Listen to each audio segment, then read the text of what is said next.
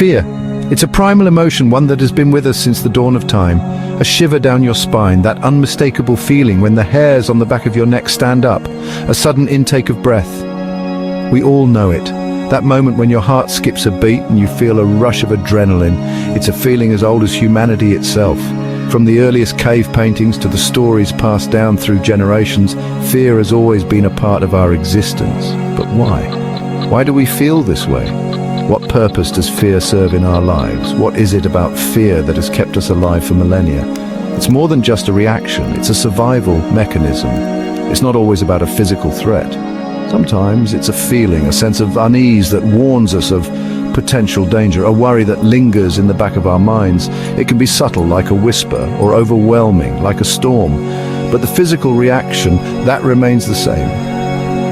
Our heart races, our palms sweat, our body prepares for action. We are hardwired to respond.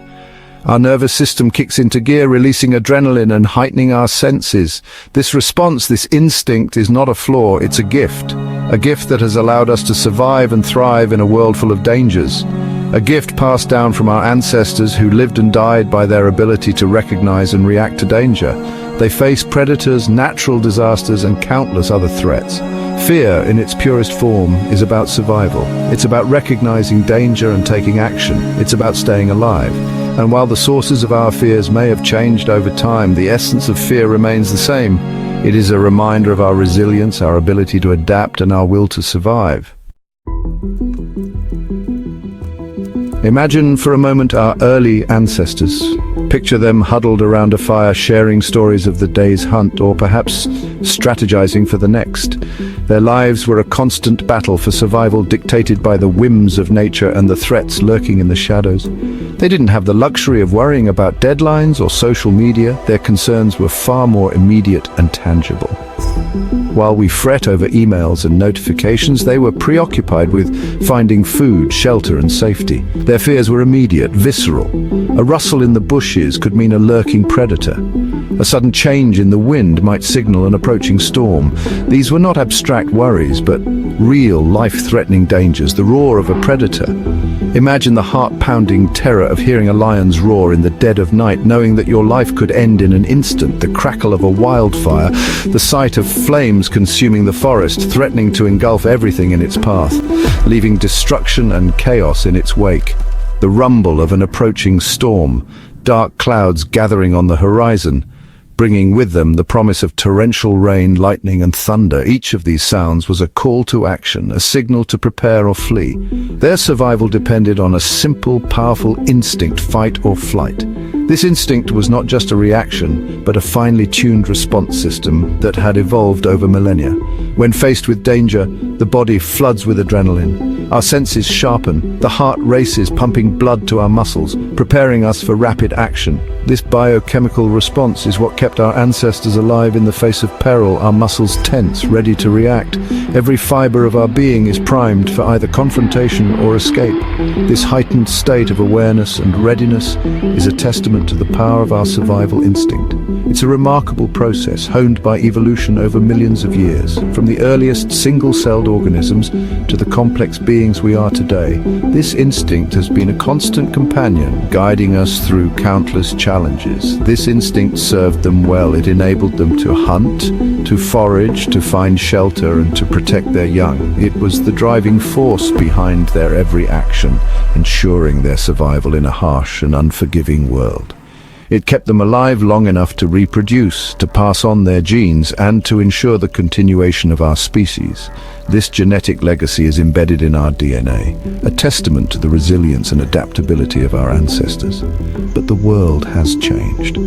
The threats we face today are not the same as those faced by our ancestors. We live in a world of concrete jungles and digital landscapes, where the dangers are more psychological than physical. The threats we face are different now. Instead of predators, we have deadlines. Instead of wildfires, we have financial pressures.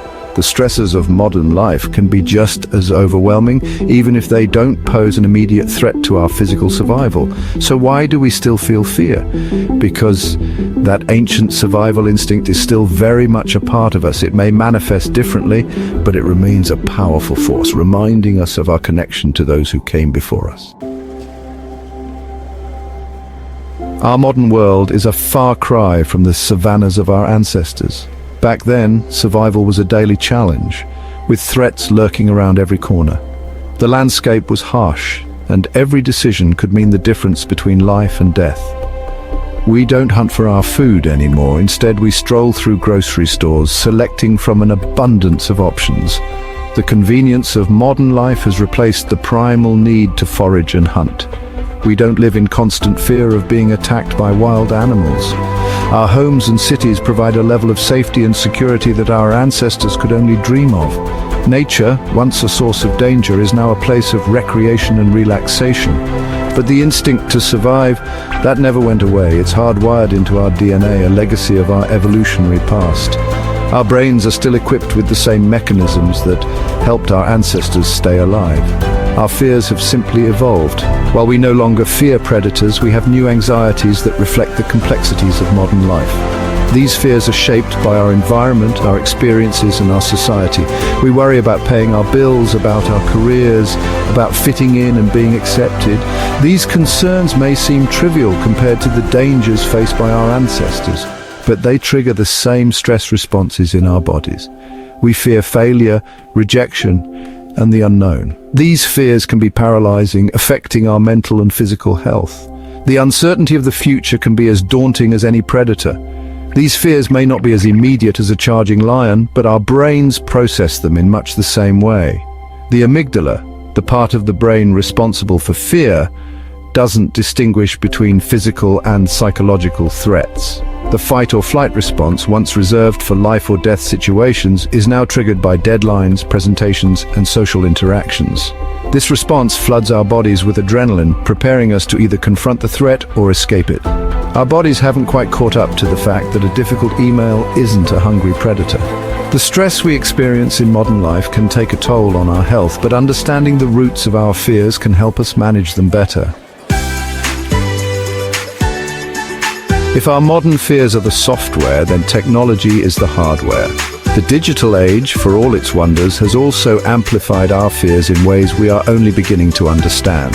Social media, with its constant barrage of information and comparison, fuels our anxieties. News cycles run 24/7, bombarding us with stories of conflict, disaster, and uncertainty.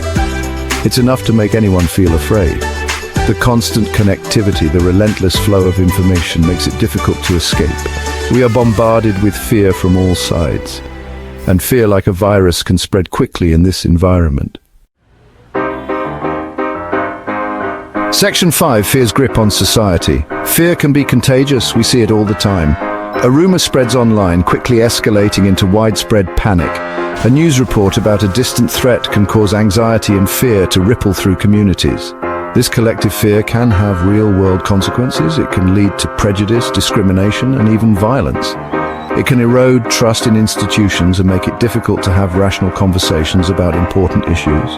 But it's important to remember that fear is often based on perception rather than reality. The things we fear are not always as dangerous as they seem. Section 6, Harnessing the power of fear. Fear, however, is not inherently bad. It's a natural human emotion that can be a powerful motivator. It can keep us safe, drive us to achieve our goals, and help us make better decisions. Think about it. Fear of failure can motivate us to work harder. Fear of rejection can push us to be more compassionate and understanding. Fear of the unknown can inspire us to explore, to learn, and to grow. The key is not to eliminate fear, but to understand it, to recognize when it is helpful and when it is holding us back. When we can do that, we can begin to harness its power for good. Section 7, Courage over comfort. Courage is not the absence of fear. Courage is feeling the fear and doing it anyway. It's about acknowledging our fears and choosing to move forward despite them. It's about challenging our assumptions, questioning our beliefs, and stepping outside of our comfort zones. It's about embracing the unknown, even when it scares us. This is how we grow. This is how we learn. This is how we overcome our fears and live full, meaningful lives. Section 8, Embracing the unknown. Fear will always be a part of the human experience. It's woven into the very fabric of our being, but it doesn't have to control us. We don't have to be prisoners of our fears. The next time you feel fear, take a moment to acknowledge it. Ask yourself, what is this fear trying to tell me? Is it protecting me or is it holding me back? Fear can be a powerful teacher. It can help us to grow, to learn, and to become more resilient. Embrace the unknown. Step outside of your comfort zone and remember, courage is not the absence of fear, but the triumph over it.